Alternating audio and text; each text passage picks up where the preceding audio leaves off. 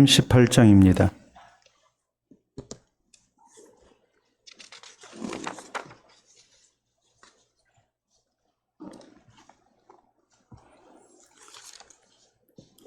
마태복음 18장 21절에서 35절 말씀 교독합니다. 마지막 절까지 교독하겠습니다. 그때 베드로가 나와 이르되 주여 형제가 내게 죄를 범하면 몇 번이나 용서하여 주리이까 7번까지 하오리이까.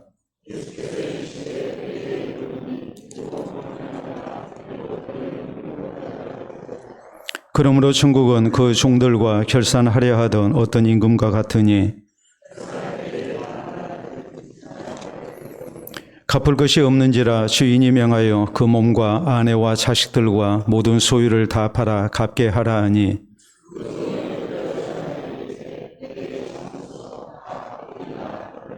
그 종의 주인이 불쌍히 여겨 놓아 보내며 그 빚을 탕감하여 주었더니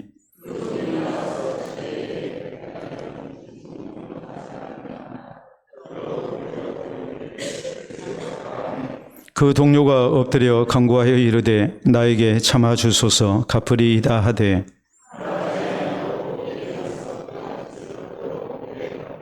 그 동료들이 그것을 보고 몹시 딱하게 여겨 주인에게 가서 그 일을 다 알리니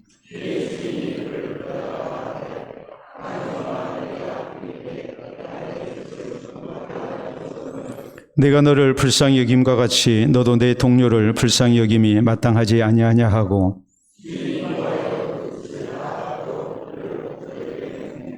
너희가 각각 마음으로부터 형제를 용서하지 아니하면 나의 하늘 아버지께서도 너희에게 이와 같이 하시리라. 아멘. 오늘 마태복음 강의 97번째 시간입니다. 우리가 일반적으로 종교를 얘기할 때 공통적으로 발견되는 것은 이제 사랑에 대한 내용입니다. 우리가 잘 아는 대로 불교는 이제 자비의 종교 이렇게 얘기를 하죠. 자비라는 게 뭐겠습니까? 우리 기독교 신앙으로 이제 우리가 이걸 설명을 하자면은 자비라는 것은 일종의 긍휼의 그런 마음을 이제 얘기를 하거든요. 불쌍한 사람을 불쌍히 보는 것, 또 어려움, 딱한 일을 만난 사람을 참으로 안타깝게 생각하고 또 이렇게 이해하고 또 도우려고 하는 그런 이제 모습들, 이걸 이제 우리가 자비라고 이렇게 얘기할 수 있습니다. 유교를 얘기할 때는 이제 인의 종교라고 얘기를 합니다. 인은 다름 아닌 어질인자거든요. 어질게 살아야 된다. 그래서 유교 사상을 얘기할 때 이제 사자성어로 얘기할 때 인의 예지라는 말을 이렇게 사용합니다. 어짐과 그리고 의로움, 그리고 예법, 그리고 이제 지혜롭게 살아가는 이런 이제 모든 것들, 이런 것을 이제 우리가 유교의 중요 사상이라고 얘기할 수 있습니다.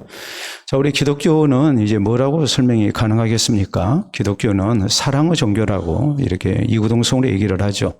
우리가 십계명을 놓고 볼 때에도 십계명이라는 것이 굉장히 엄하고 또 우리를 어떻게 생각하면 아주 엄중하게 다스리는 그런 이제 하나님의 법도라고 생각이 됩니다만은 1계명에서 4계명까지는 바로 하나님 사랑을 우리가 어떻게 해야 될 것인가.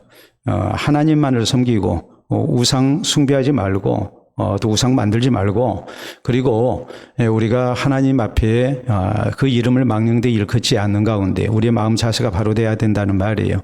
또 안식일을 기억하여 거룩히 지키는 시간을 정해놓고 하나님께서 주를 섬기라 하신 날에 우리가 하나님을 기억하고 하나님 앞에 먼저 나올 줄 아는 그리고 하나님께 영광을 돌려드리는 이런 하나님 사랑에 대한 이제 계명이 10계명의 1계명에서 4계명까지입니다. 그리고 이제 5계명에서 10계명까지는 이제 이웃 사랑에 대한 계명이거든요. 생명을 소중히 여겨줘라. 부모를 가장 가까운 이웃인 부모를 공경하라. 또 이렇게 생명을 소중히 여겨라. 그런가 하면 또 다른 사람의 이런 가정을 소중히 여기고 더 나아가서 우리가 도적질한다 할지 거짓말한다 할지 탐한다 할지 이런 것들이 있어서는 안 된다. 이렇게 성경은 우리에게 말씀을 하죠. 그렇기 때문에 성경을 통해서 하나님께서 우리에게 말씀하신 가장 중요한 가르침이 뭐라고 우리 예수님께서는 말씀을 하셨습니까? 하나님 사랑과 이웃 사랑이라고 이렇게 강조를 하셨습니다. 우리 기독교는 누가 뭐라 해도 바로 사랑의 종교라고 말할 수 있습니다. 불교는 자비의 종교, 또 유교는 인의 종교, 여기에 대해서 우리 기독교는 사랑의 종교라고 말할 수가 있습니다. 근데 우리가 생각하면 자비나 인이나 또 사랑 모든 것이 다 거기인 것 같습니다. 그런데 우리 기독교의 사랑은 그와는 좀 다릅니다. 우리 기독교의 사랑을 놓고 볼 때에 그 사랑은 어떤 모습으로 이렇게 나타나야 하는가? 그게 두 가지로 나타납니다. 첫째는 섬기는 겁니다. 그냥 단순히 내 마음으로만 그 사람을 이렇게 인자하게 여기고 하는, 불쌍히 여기고 하는 정도가 아니고 우리가 기쁜 마음으로 내 것을 드려가면서 이렇게 상대를 섬기는 그런 섬김을 우리 기독교의 사랑은 말씀을 하고 있어요. 두 번째는 뭘 얘기하느냐? 용서를 강조를 해요. 그러니까 기독교는 사랑의 종교라고 했을 때에 이 기독교의 사랑은 바로 섬김과 용서로서 이렇게 나타나야 됨을 성경은 우리에게 말씀을 하십니다. 자, 우리는 지난 시간에 범죄한 형제가 있게 될 때에 교회 공동체가 이것을 어떻게 다뤄야 될 것인가, 여기에 대한 말씀을 살폈습니다. 자, 우리 예수님께서는 교회 공동체라 할지라도 이 교회라는 것은 완벽하지가 않다. 모두가 다 문제 있는 사람들, 범죄를 저지를 수 있는 그런 성도들이 모여 있는 것이 교회다. 문제 없는 성도나 문제 없는 교회는 있을 수가 없다는 것을 전제로 말씀을 하십니다. 그리고 이런 사람이 나타났을 때 우리가 어떻게 해야 할 것인가? 그것은 다름이 아니고 저를 사랑하는 마음으로 우리가 바르게 잡아줘야 된다. 한편으로 그렇다고 해서 우리가 이 범죄한 것을 그냥 넘어가서는 안 되고 교회의 거룩함을 지키기 위해서 우리 예수님께서 정해 주신 법도를 따라 이제 교회의 그런 질서를 따라서 이런 모든 문제들을 차근차근 해결해 나가야 한다고 이렇게 강조를 하셨죠. 1대1로 상대하고 한두 증인 더해서 두세 명이 가서 권면하고 그래도 듣지 않으면 교회에 얘기하고 그래도 듣지 않으면 이제 결국에 세리와 이방인처럼 취급을 해라. 교회에서 내쫓으라고 이렇게 말씀을 하셔서 개인이 신앙생활을 바로 하는 것도 중요하지만 교회가 거룩한 공동체로서 우리가 이 땅 가운데 존재해야 하나님께서 함께 하시는 교회가 될 수 있음을 우리 주님께서는 분명하게 강조를 하셨습니다.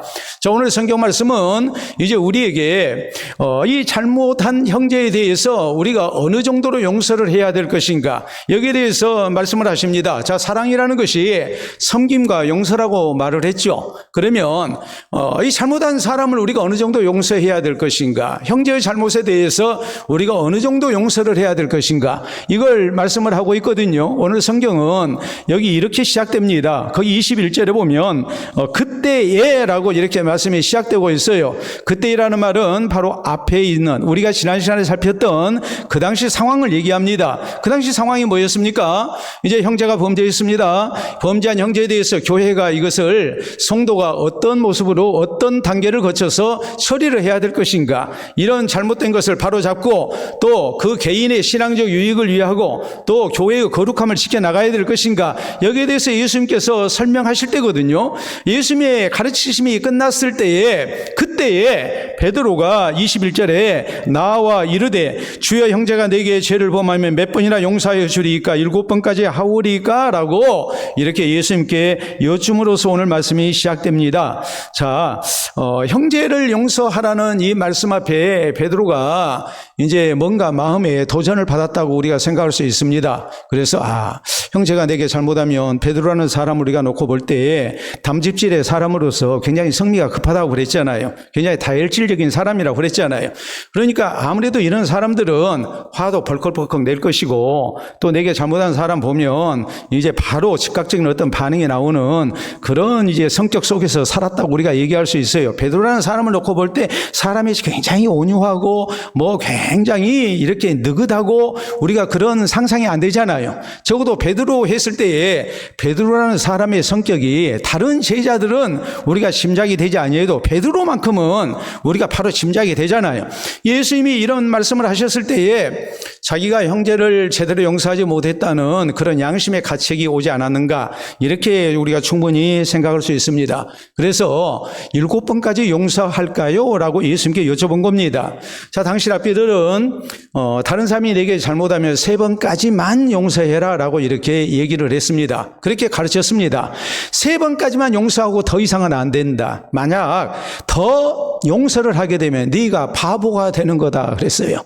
다시 말하자면 사람이라는 것이 자기 줏대도 있어야 되고 자존심도 있어야 되고 또 자기를 지키는 그런 모습도 있어야 되는데 한없이 무한정 용서하면 사람들이 뭐라고 얘기하겠습니까? 저 사람은 불이 아니라 뭐라고 얘기하겠어요?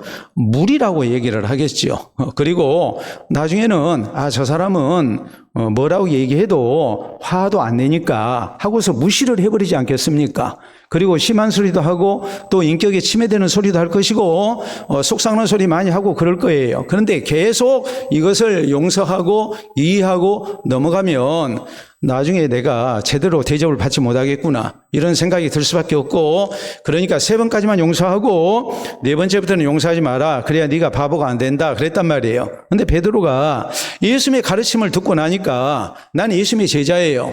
예수님의 제자니까 랍비의 제자보다는 더 많이 뭐 해야 되겠다는 생각이 들었어요. 용서를 해야 되겠구나. 다른 사람이 형제가 내게 잘못하면 나는 랍비의 제자들보다도 더 많이 용서를 해야 되겠구나, 이런 이제 생각이 든 거죠. 그래서 몇 번까지? 7번까지 할까요? 라고 자기로서는 지금 굉장히 지금 너그러운 마음을 가지고 이제 선심을 쓴 겁니다. 그리고 예수님께 굉장히 이제 감동을 받고 예수님의 가르침 앞에 순종하고자 하는 그런 자신의 모습, 의지를 그렇게 나타낸 거예요. 내가 7번까지 용서할까요? 여러분, 3번까지만 용서하라고 그랬는데 내가 4번까지만 할까요? 아니면 5번까지만 할까요? 하는 것보다 7번까지라고 그랬으니까 베드로가 상당히 이제 감동받았다는 것을 우리가 알 수 있고, 야, 저 사람이 웬일이야, 이런 식으로 다른 제자들이 이렇게 생각할 수 있는 그런 이제 발언을 한 겁니다. 근데 예수님이 하시는 말씀이 7번까지가 아니라 7번씩 몇 번까지? 70번까지 하도록 해라. 자, 7 곱하기 70이니까 490번이냐? 그런 의미가 아니죠. 이 말의 의미는 무한정으로 용서하라. 끝없이 용서해라. 다시 말해서 어떤 문제가 생기고 어떤 사람이 내게 잘못하면 저 사람 하는 거 봐서 내가 용서해야 되겠다, 그런 얘기가 아니고, 먼저 그 사람의 연약함을 이해하고 또 그 사람의 처지와 형편을 헤아리는 가운데 나는 저 사람이 아무리 잘못했어도 뭐 해야 되겠다는 생각을 가지고 용서해야 되겠다는 생각을 가지고 사람을 대해야 된다, 이 말이에요. 우리가 그러죠. 여러분, 자식이 잘못했습니다. 자식이 잘못했으면 부모가 자식이 잘못했을 때 꾸지람도 하고 매도 때리고, 옛날 같으면 이제 그렇게 했습니다. 했는데 부모가 절대로 용서를 안 할 생각을 가지고 그렇게 했겠습니까? 아니면 따끔하게 교훈을 남기고 그리고 용서를 전제로 하고 꾸지람을 하고 매를 때렸겠습니까? 용서를 전제로 하고 한 것이죠. 예수님의 말씀은 7번씩 70번까지라도 용서해라 하는 말은 뭘 전제하라는 말이에요? 용서라는 것을 전제하고서 대해야 된다는 말이에요. 저 사람 하는 거 봐가지고 내가 용서하고 마음에 안 들면 용서 안 하고 가중 처벌을 할 생각을 가지고 사람을 대하는, 잘못한 사람을 대하는 그런 모습이 있어서는 안 된다는 말이에요. 자, 그러면 우리가 그런 의문이 생길 수 있어요. 아니, 우리는 왜 그렇게 한없이 용서를 해야 되느냐? 왜 우리는 그렇게 용서하고 살아야 되느냐? 이것은 참으로 중요한 문제거든요. 왜 우리가 용서하고 살아야 된다는 그 당위성을 바로 알지를 못하면 우리는 용서가 안 돼요. 내게 잘못한 사람 우리가 쉽게 용서할 수 없어요. 그리고 우리는 불신자와 똑같은 모습으로 살아요. 그렇기 때문에 오늘 여기 성경 말씀을 통해서 우리 예수님께서 왜 7번씩 70번까지 용서를 전제로 하고 우리가 잘못한 사람을 대해야 될 것인가? 우리가 왜 무한정 용서하는 사람으로 살아야 될 것인가? 우리 예수님께서 왜 이렇게 말씀을 하셨는지 우리가 그 이유를 우리가 분명히 알아야 됩니다. 자, 그렇기 때문에 오늘 성경 말씀에 우리 예수님께서 이제 비유를 들어주십니다. 그 비유는 1만 달란트 빚진 자와 그리고 100데나리온 빚진 자의 이제 채무 관계를 통해서, 그래서 저희가 이것을 놓고 어떻게 탕감을 받았고 또 내게 빚진 자에 대해서 어떤 태도를 취했는가, 이걸 가지고서 예수님께서는 우리가 용서하는 사람으로 살아야 됨을 우리 주님께서는 강조를 하신 거예요. 그렇기 때문에 우리 기독교 신앙의 아주 두드러진 특징이 뭐라고 그랬습니까? 사랑이라고 그랬죠. 사랑은 두 가지 모습으로 나타난다고 그랬어요. 뭐라고 그랬습니까? 먼저는 섬김으로 나타납니다. 우리가 마음으로만 말로만 사랑하는 게 아니고 행함과 진실함으로 우리가 사랑을 해야 됩니다. 하나님이 세상을 이처럼 사랑하사 독생자를 주셨으니 그랬거든요. 그래서 예수 그리스도를 통해서 우리를 사랑하시고 용서하셨습니다. 그러니까 기독교의 사랑이라는 것은 바로 섬김으로 나타나야 됩니다. 또 기독교의 사랑이라는 것은 뭐로 나타나야 돼요? 용서로 나타나야 돼요.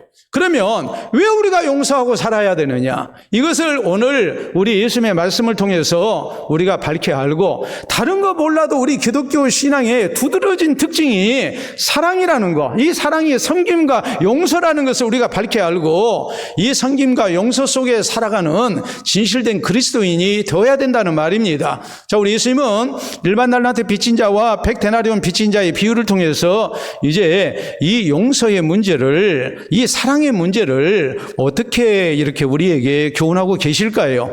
우리는 첫째로 내가 먼저 하나님 앞에 용서받았기 때문에 우리가 용서하고 살아야 된다는 것을 주님이 교훈하셨다는 것을 명심을 해야 돼요. 자, 23절에 있는 말씀 봅니다.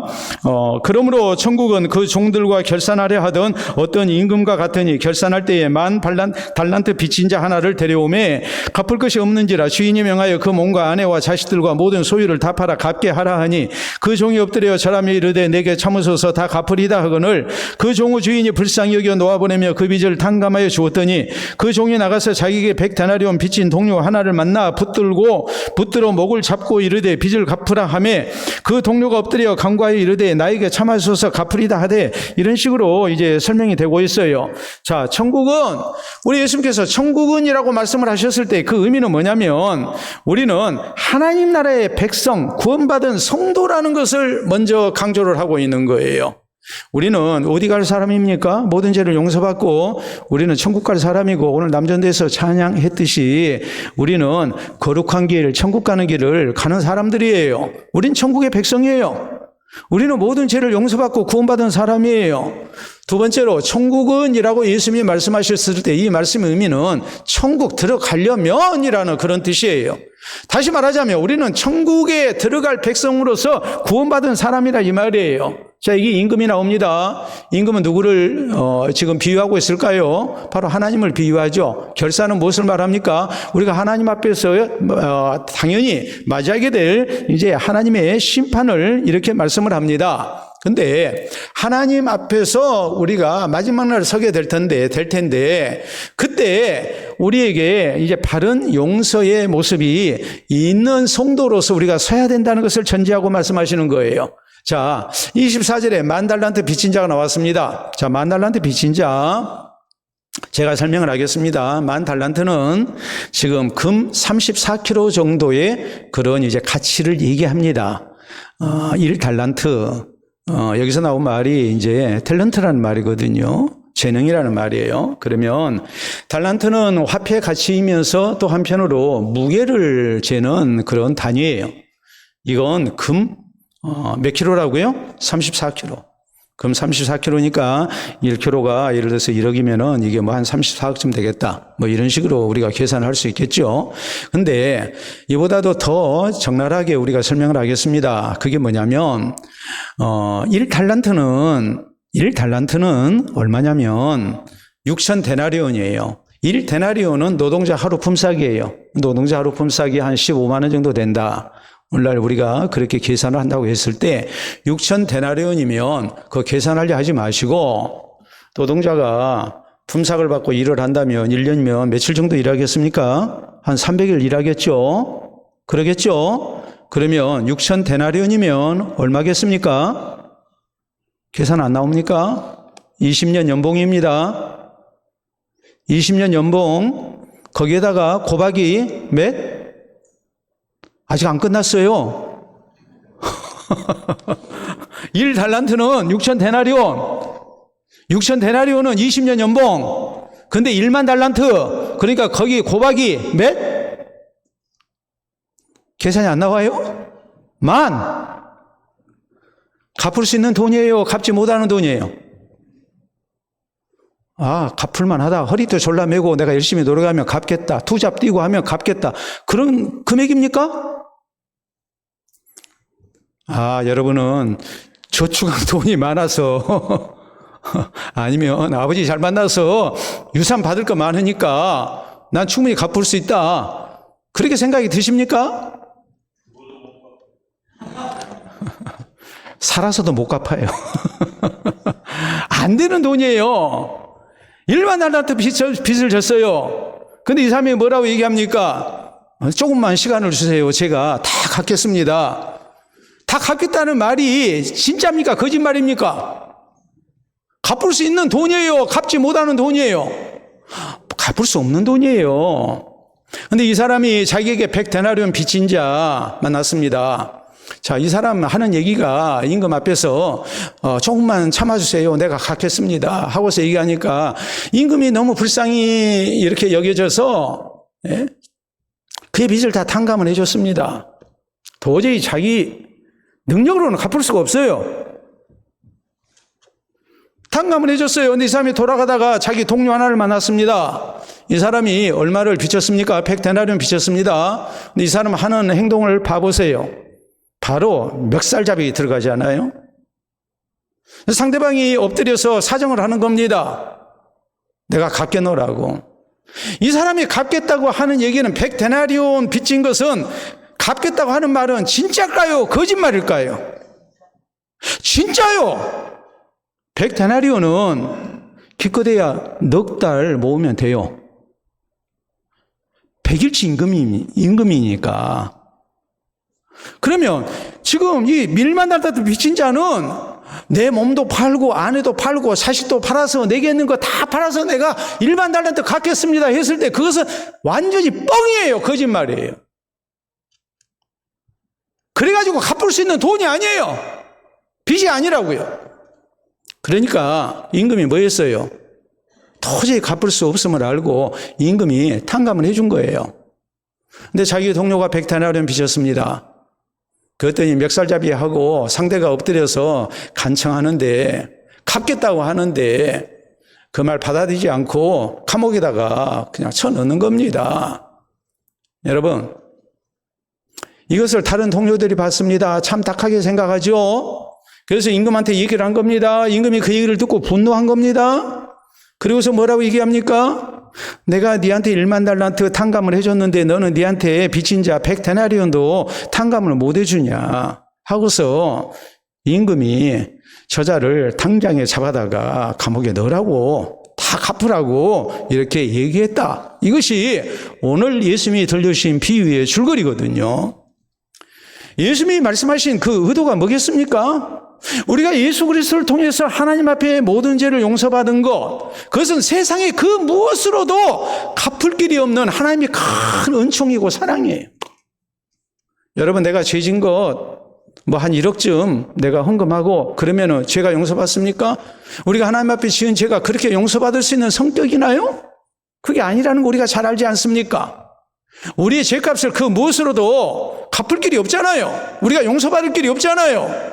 그런데 하나님께서 예수 그리스도를 나를 위해서 십자가에서 대신 죽게 하시고 나를 구원의 백성으로 삼아 주셨습니다. 이 하나님의 큰 용서를 우리가 받았습니다. 이런 하나님의 큰 용서를 받았기 때문에 우리는 마땅히 내 형제가 잘못한 것, 내가 용서받은 것에 비하면 지극히 작은 거라는 말이에요. 그러니까 우리가 뭐하고 살아야 된다는 얘기예요? 용서하고 살아야 된다는 얘기예요. 더구나 자기한테 빚진 동료의 모습은 조금 전에 자기의 모습이잖아요. 임금한테 사정했던 자기의 모습이잖아요. 형제가 내게 잘못한 것 보면은 그건 누구의 모습이에요? 과거 내 모습이고 앞으로 내 모습일 수 있어요. 우리가 완벽한 사람이 없어요. 우리가 다 잘못하고 죄짓고 사는 사람들이에요. 그런 것을 보면 우리는 마땅히 뭐 해야 됩니까? 용서하고 살아야죠.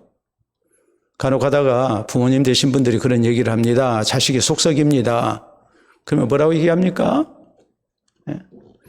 어쩌면 옛날 내 모습인지 모른다고 그래요.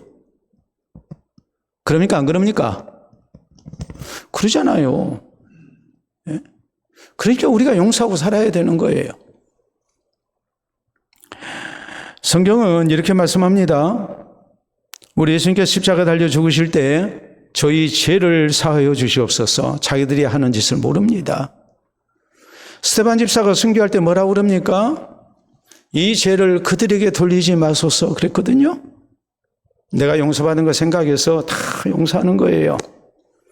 에베소 4장 32절에 보면 성경은 이렇게 말씀해요. 서로 친절하게 하며 불쌍히 여기며 서로 용서하기를 하나님이 그리스도 안에서 너희를 용서하심과 같이 하라. 우리가 먼저 용서받았기 때문에 우리도 용서하고 살아야 된다. 골로새 3장 13절에 있는 말씀을 보면 누가 누구에게 불만이 있거든 서로 용납하여 피차 용서하되 주께서 너희를 용서하신 것 같이 너희도 그리하고 오라고 그랬어요. 누가 혹시 잘못했더라도 주께서 그리스도를 통해서 나를 다 용서하신 것처럼 우리도 서로 용서하고 살아야 된다. 프랑스의 루이 12세가 왕이 오른 후에 그의 정적들이 극도의 불안에 빠졌습니다. 왜냐하면 왕이 오르고 난 다음에 살생부를 작성하고 있다는 거예요. 신하들 명단을 쓰고 있어요. 그래서 살릴 사람, 죽일 사람 살생부를 지금 작성하고 있다. 그런 소문이 나니까 불안하죠. 평소 루이 12세가 왕이 오른 것을 반대하고 방해했던 사람들, 이런 사람들 입장에서는 극도로 불안하지 않겠습니까? 근데 또 들려오는 얘기가 이름을 쓰고서 그 옆에다가 십자가를 긋더라는 거예요. 그러니까 이제 죽었구나. 이름을 쓰고 그 옆에 십자가를 그어놨으면 평소에 내가 저 사람이 왕 되는 것을 반대했던 사람인데 딱 왕이 돼가지고 내 이름을 쓰더니 거기에다가 십자가를 딱 그어놨어요. 그러면 이건 나를 뭐 하겠다는 얘기예요? 죽이겠다는 얘기구나. 그리고서 도망을 갔어요. 근데 얼마 후에 왕의 그런 소식이 전해집니다. 이건 놀라운 소식이었고 믿기 어려운 소식이었어요. 뭐였냐면 다 용서한다는 거예요. 목숨을 보장할 테니까 돌아오라는 거예요. 분명히 자기 이름 옆에 뭐가 그어졌어요? 십자가가 그어졌거든요. 근데 돌아오라는 거예요. 이걸 믿어야 하느냐 말아야 하느냐 고민이 되지 않겠습니까? 근데 다음 말을 듣고 믿고 돌아왔어요. 그리고 살았어요. 그 왕의 말은 뭐였냐면 하나님께서 그리스도를 통해서 나를 뭐 하신 것처럼? 용서하신 것처럼 예수님의 십자가의 은혜를 생각해서 내가 너를 용서한다는 표시였어요. 여러분, 우리가 왜 용서하고 살아야 되느냐? 내가 먼저 용서받았어요. 내가 절대로 용서받을 수 없는 죄를 용서받은 거예요. 그러니까 우리는 마땅히 용서받은 자로서 용서하고 살아야 해요. 우리 예수님의 가르침은 바로 이것이었습니다. 두 번째, 우리 예수님께서 말씀하신 의도는 뭘까? 형제니까 용서하라는 거예요. 형제니까. 오늘 성경 말씀 보면 내게 잘못한 사람. 자, 베드로의 질문 자체가 그렇습니다. 베드로가 21절에 그랬죠. 형제가 내게 잘못하면 내가 몇 번까지 용서할까요? 형제예요. 자, 이 사람이 임금에게 1만 달란트 빚을 졌는데 탕감받았습니다. 돌아가다가 누구 만났습니까? 동료를 만났다 그랬거든요. 동료면 한 식구죠. 한 형제나 마찬가지죠. 근데 용서했어요, 안 했어요? 용서 안 했죠. 그러니까 지금 예수님의 말씀은 다른 게 아니고 내 동료니까 용서해야 된다는 말이에요. 33절에 있는 말씀이 그래요. 거기 보면 내가 너를 불쌍히 여김과 같이 너도 내 동료를 불쌍히 여김이 마땅하지 아니하냐라고 말씀을 하고 있는 거예요. 남이 아닙니다. 내 동료입니다. 마땅히 우리 그리스도인은 같은 그리스도인 형제를 용서해야 하고 우리가 살아야 된다는 것을 강조하면서 한편으로 예수님의 이 말씀은 같은 그리스도인 형제 가운데서도 용서 안 하는 사람이 있더라 없더라? 있더라라는 것을 예수님이 지금 지적을 하고 있는 거예요. 예수님이 왜 내 동료라는 말씀을 지금 하셨겠습니까? 내 동료면 마땅히 좀 봐주고 용서하고 해야 되는데 안 하더라는 얘기죠.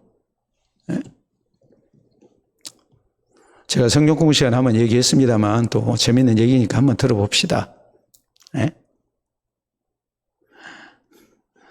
어떤 사람이 서울 가서 살다가 도둑질하다가 걸렸어요. 그래서 이제 잡혀가지고 경찰서에 가서 치료를 받습니다. 형사가 묻습니다. 먼저 신원조회를 하잖아요. 신원조회 하기 전에 이제 막 인격적인 모독을 주고 막 옛날이니까 야 이놈아 젊은 놈이 그렇게 도둑질하고 그러면 되냐? 멀쩡하게 사지가 멀쩡하고 하면은 건강 몸 가지고 일해서 먹고 살아야지 못된 놈이라고 막 하면서 막 뭐라 해요. 고향이 어디야? 딱 물었어요. 주소. 했더니 광주라고 얘기를 했어요. 광주시라고 얘기를 하니까 경기도 광주요, 전라도 광주요. 전라도 광주입니다. 그랬더니 오메. 나랑 한 고향이네. 그러면서 광주 어디 살아? 그러고 하는 얘기가 그래 객지 생활하느라 고생했지. 먹고 살기 힘들어서 그랬을 거야. 내가 다 그 마음 이해해. 우리가 한 고향만 되더라도 팔이 안으로 굽는다고 사람이 좀 너그러지고 그러잖아요. 이거 적절한 비유는 아닙니다만은 우리가 사실 그렇잖아요. 내 형제는 아무래도 우리가 더 사랑스럽고 그러잖아요. 여러분 우리가 밖에서 교회 다닌다면 반가워요 안 반가워요? 반갑잖아요. 식당에서 밥 먹는데 누가 옆에서 식사기도 하는 거 듣고 있으면 괜히 기분이 좋잖아요. 예? 안 그래요? 예? 또 여러분 생각을 해보세요.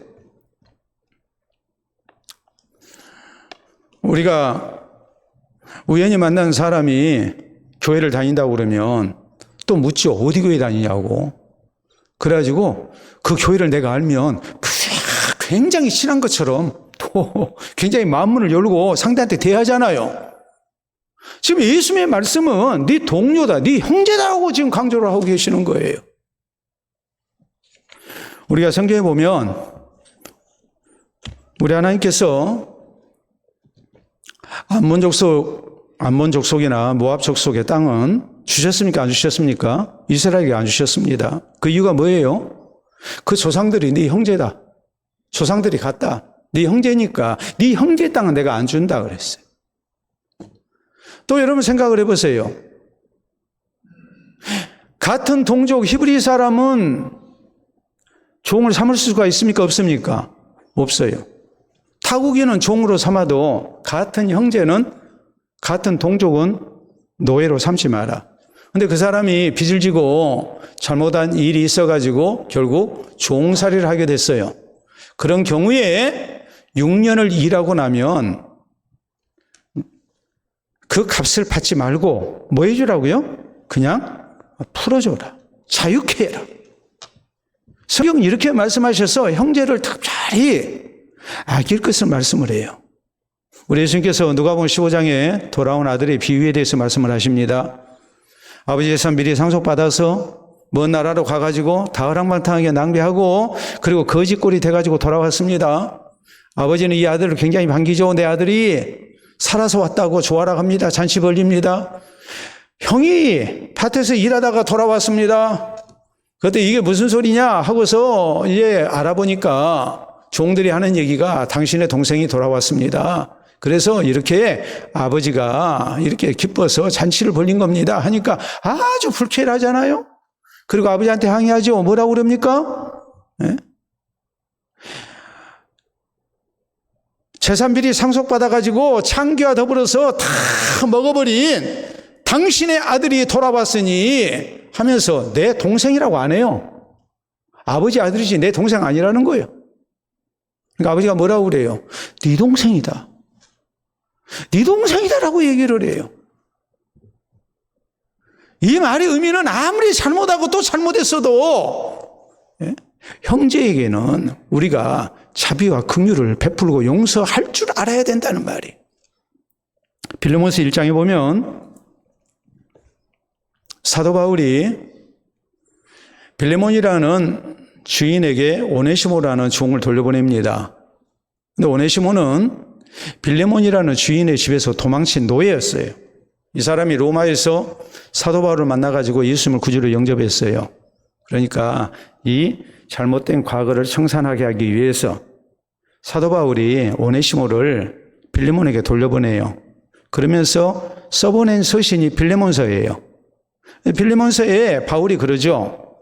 이제는 사랑받는 내 형제로 둘 자라 그랬어요. 종으로 생각하지 마라. 누구다고요? 네 형제다. 여러분, 사도 바울이 사울일 때 부활하신 예수님을 만났습니다. 그리고 그가 강렬한 빛을 쬐가지고 눈이 멀어버렸어요. 이 사람에게 하나님께서 누구를 보냅니까? 아나니아라는 경건한 성도를 보내서 저에게 안수해서 눈을 뜨게 하라고 그럽니다. 그러니까 아나니아가 아니 하나님, 사울이라는 그놈은 아주 나쁜 놈입니다. 다메섹에 사는 성도들을 잡아서 이렇게 감옥에 넣으려고 온 사람입니다. 근데 성도들을 많이 해하고 했던 사람인데 그런 사람한테 어떻게 그렇게 하라고 시키십니까? 이렇게 항의처럼 말씀을 드려요. 하나님이 하시는 말씀이 야 그러지 마라. 저는 이방인을 위하여 택한 나의 그릇이다 그러시거든요. 이방인에게 복음을 전하게 하기 위해서 내가 택한 사람이다. 그러니까 아나니아가 아주 쿨한 사람이에요. 네, 알겠습니다. 딱 가죠. 가가지고 사울을 어떻게 불러요? 사울을 내 이놈 사울아 하면서 그렇게 부릅니까? 성경이 뭐라고 그랬어요? 형제 사울아 그러거든요. 바로 형제라고 불러요. 그리스도 안에서 우리가 함께 용서받으면 한 가족이고 한 형제예요. 그러니까 누구보다도 우리가 서로 용서하고 살아야 된다는 말이에요. 이집트 격언에 이런 말이 있습니다. 개도 제 형제의 귀는 물지 않는다. 우리가 잘 아는 대로 팔이 안으로 굽는다. 이런 것들이 다 우리에게 무엇을 말합니까? 형제에게는 우리가 더 관대하고 형제에게는 더 우리가 열린 마음으로 우리가 친근하게 대하고 또 더 나아가서 뭐하고 살아야 된다고요? 용서하고 살아야 된다는 것을 말씀하고 있는 거예요. 교회 안에서 혹시 내게 잘못하고 또 서로 불편한 일이 있었다 할지라도 우리는 예수님을 통해서 모든 죄를 용서받았기 때문에 용서해야 됩니다. 또 그 사람이 누구이기 때문에? 형제이기 때문에. 또 더 나아가서요. 형제 아닌 사람은 우리가 용서하지 말아야 되느냐? 아니에요. 그 사람 언제 형제 될지 몰라요. 그러니까 우리가 뭐 해야 해요? 용서하고 살아야 해요. 저는 교통사고 나고 접촉사고 나면 큰 소리를 못 냅니다. 우리 교인 가운데 어떤 분이 그래요. 목사님 왜 그래요? 내가 얘기하면 누군지 다 알아버리니까 내가 이제 말 못 하겠어요. 지금 우리 교인 아니에요. 시골로 이사 가가지고 가셨어요. 교통사고 나면 전문적으로 처리하신 분이거든요. 아시겠죠? 뭔지. 저한테 그래요. 목사님이 뭐 잘못했다고 그러세요? 그러지 마세요. 그러면은 보상 못 받아요. 나한테 그래요. 근데 제가 그래요. 그분이 교인 남편인지 아닌지 내가 어찌합니까? 교인 아들인지 아닌지 내가 어찌합니까? 그럴 수도 있잖아요. 내 말이 틀렸습니까? 또 생각을 해보세요. 그 사람이 언제 우리 교회 나올지 어떻게 알아요? 교회 딱 나와봤더니 옛날에 나랑 접촉사고 나가지고 막 피 떠올리면서 그냥 막 따진 사람이 목사예요. 그러면은 교회 나오겠어요? 안 나오겠어요? 안 나오죠. 그러니까 난 큰 소리 못 쳐요. 언제 교회 올지 모르니까. 여러분도 마찬가지예요. 그 사람이 언제 우리 교인 될 줄 몰라요. 우리 형제 될 줄 몰라요. 그러니까 형제만 용서하는 게 아니라 형제 아닌 사람도 언젠가는 형제가 될 수 있는 가능성이 있기 때문에 우리가 다 용서하고 살아야 되는 거예요. 예수님은 분명히 그렇게 말씀하세요. 네 동료를 용서해라.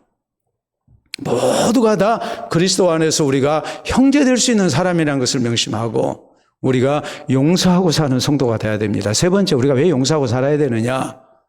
100데나리온 빚진 자가 1만 달란트 빚을 탕감 받아놓고 100데나리온 이 빚을 준 사람이 100데나리온 빚진 자를 용서를 안 했어요. 용서하는 결과가 어찌 됐습니까? 임금이 그 얘기를 듣고 같은 동료들이 이 사실을 알고 굉장히 언짢아하죠. 그래서 임금한테 얘기합니다. 그러니까 임금이 그 자를 잡아다가 다시 감옥에 넣어버려라. 너 내가 탕감해 줬는데 네가 그럴 수가 있느냐. 너 다 갚아야 된다. 여러분, 예수님이 이 말씀을 통해서 뭘 강조하셨겠습니까?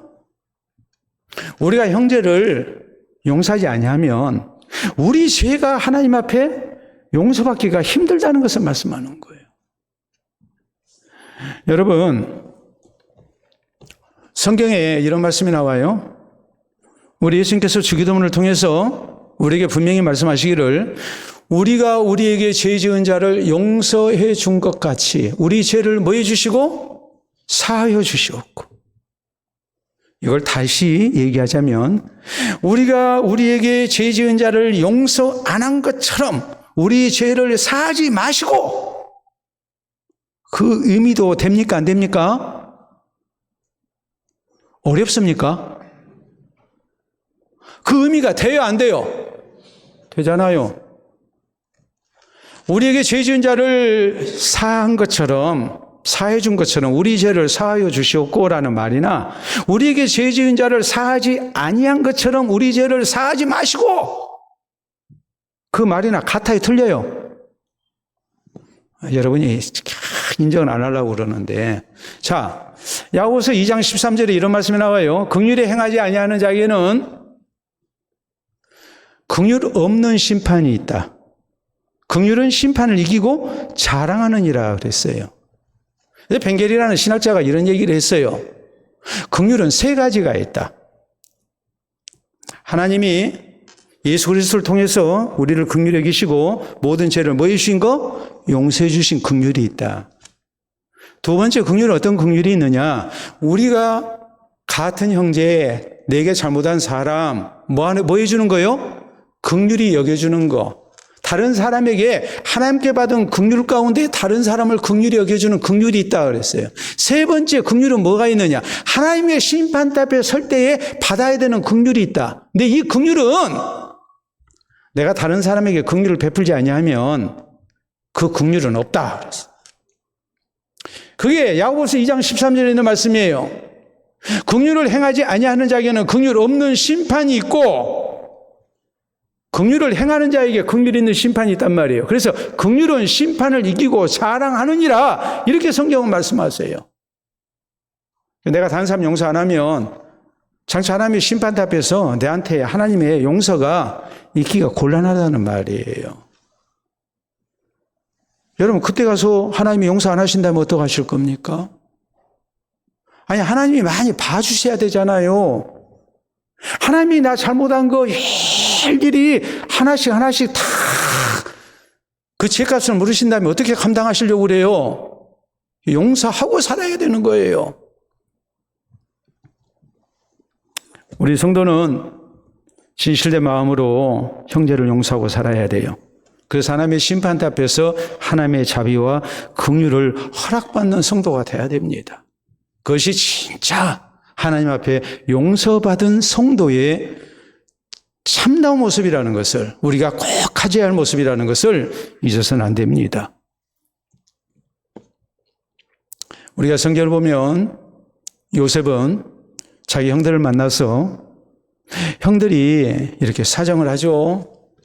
아버지 돌아가시고 나니까 동생이 아버지가 계셔서 우리를 봐줬는데 이제 아버지가 돌아가셨으니까 이제 우리한테 보복하겠구나 하고서 이제 두려움을 가지고 있거든요.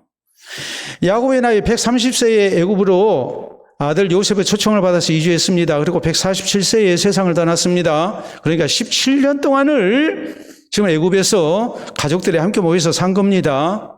형들이 17년 동안 자기 동생이 애굽의 총리로서 자기들의 잘못에 대한 책임을 묻지 아니하고 용서하니까 고맙기는 했지만 계속 불안했어요. 근데 아버지가 딱 돌아가셨어요. 그러니까 염려가 되잖아요. 찾아와서 하는 얘기가 아버지가 돌아가시기 전에 우리에게 말씀하시기를 형들의 잘못을 다 용서하라고 했습니다 하면서 요셉에게 얘기를 하는 거예요. 이것도 참 믿기가 힘든 말이에요. 아니, 그런 얘기를 하려면 누구한테 얘기를 해야 해요? 요셉한테 얘기를 해야죠. 나 죽고 난 다음에라도 너 형들 용서해야 된다. 형들한테 보복하지 마라. 이래야 하지 않겠습니까? 근데 형들이 와가지고 아버지가 우리한테 그렇게 얘기했습니다 라고 말할 때 좀 믿기 곤란한 그런 부분이 있지 않겠습니까? 근데 요셉이 울면서 그래요. 뭐라고 그럽니까? 내가 하나님을 대신하겠습니까? 당신들은 나에게 악을 행했지만 하나님은 그것을 선으로 바꾸셨습니다. 내가 하나님을 대신하겠습니까? 하나님을 대신한다는 말은 무엇을 의미하느냐? 그건 다른 게 아니고 사람에게 복수하는 거, 그것은 하나님의 권세지 내 권세가 아니라는 말이에요. 우리는 다 뭐하고 살아야 된다는 얘기예요? 용서하고 살아야 된다는 얘기예요. 그래서 신앙적으로는 이렇게 얘기를 해요. 다른 사람을 용서하지 않는 자는 자기가 건너야 할 다리를 부수는 자와 똑같다고 그랬어요. 나도 건너가야 되거든요. 이 땅에서 어디로 건너가야 돼요? 천국으로 건너가야 되는데 다른 사람 용서하지 않는 사람은 자기가 건너야 할 다리를 부수는 자와 똑같다고 그랬어요. 천국 가기 힘들다 이 말이에요. 난 미워하고 용서하지 않고 사는 사람, 그 사람이 온전하게 그리스도의 제자로서 신앙생활을 했다고 말할 수 있겠느냐 이 말이에요. 유명한 개혁자 루터는 이런 말을 했습니다. 우리 한번 보도록 하겠습니다. 여러분 보시게 되면 우리 같이 읽습니다. 용서는 하나님의 명령입니다. 용서는 내 권리가 아니에요. 저 사람이 내게 잘못했으니까 용서하고 안 하고는 내 권리라고 생각해서는 안 돼요. 용서하라는 것은 하나님의 명령이에요. 예수님의 명령이에요. 그러니까 우리는 뭐 해야 해요? 용서해야 해요. 그게 순종이에요. 그게 신앙으로 사는 성도의 모습이에요. 오늘 예수님은 1만 달란트 빚진 자와 100데나리온 빚진 자의 비유를 통해서 우리가 형제를 용서하고 살아야 된다는 것을 강조하셨습니다. 왜 용서하고 살아야 됩니까? 다른 거 아니에요. 내가 용서받았어요. 또 누구예요? 내 형제예요. 또 그래야만이 우리가 하나님의 심판대 앞에 설 때 하나님의 긍휼이 있는 심판을 우리가 받게 돼요. 용서라는 것이 내가 선심 쓰는 게 아니고 궁극적으로 누구를 위한 겁니까? 나를 위한 거예요. 잊지 마시기를 바랍니다. 그리고 기쁜 마음으로 우리가 깨끗하게 진실된 모습으로 모두를 용서하고 사는 성도가 돼야 됩니다. 복수하는 것이 아니라 용서하고 사는 사람이 진실된 기독교 신앙 가운데 거하는 예수 그리스도의 참 제자의 모습이라는 사실을 잊지 마시기를 바랍니다. 우리 함께 기도합니다. 이 시간 마음속으로 아직까지 용서하지 못한 사람이 있다면 다 용서하시기 바랍니다. 용서해야 하나님께서 기뻐하시고 용서해야 내가 하나님 앞에 사랑받습니다. 용서는 형제를 위한 거지만 궁극적으로 나 자신을 위한 거라는 거 잊지 마시고 이 시간 깨끗한 마음으로 신실된 모습으로 형제 다 용서하고 내게 잘못한 사람 다 용서하고 살게노라고 다짐하시기를 바랍니다.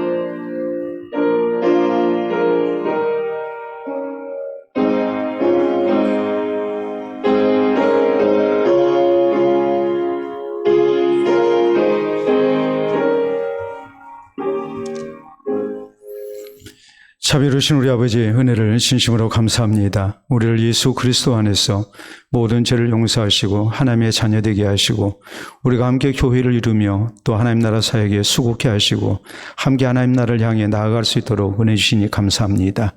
하오나 우리의 성숙되지 못한 신앙의 모습 때문에 서로에게 상처가 되고 또 서로에게 잘못을 저지를 때가 많았음을 이 시간 고백합니다. 서로 용서하며 서로 긍휼히 여기며 우리가 주 안에서 아름다운 사랑의 공동체를 세워나갈 수 있기를 원합니다. 주께서 나를 용서하심과 같이 우리 모두가 서로 용서하며 살아가게 하시고 또 주께서 우리 가운데 베푸신 크신 은혜를 기억하며 주 안에서 한 형제된 것을 감사하며 우리가 서로를 긍휼히 여길 수 있도록 인도하여 주시옵소서. 이 모습으로 사랑을 우리가 나타내게 하시고 또 서로 섬기게 하시고 서로 하나 되게 하시고 함께 하나님 앞에 설 때에 주께서 사랑하시고 아끼시며 긍휼히 여기시는 주의 사랑하는 성도들이 다 되기를 원합니다. 이후로도 주 안에서 우리가 항상 용서하며 살아가게 하시고 진실된 사랑을 실천하며 살게 하시사 하나님께 영광되게 하시고 하나님의 기쁨 되게 하시고 하나님의 사랑받는 주의 자녀들 또 교회 될 수 있도록 인도하여 주시옵소서. 예수님 이름으로 기도하옵나이다. 아멘.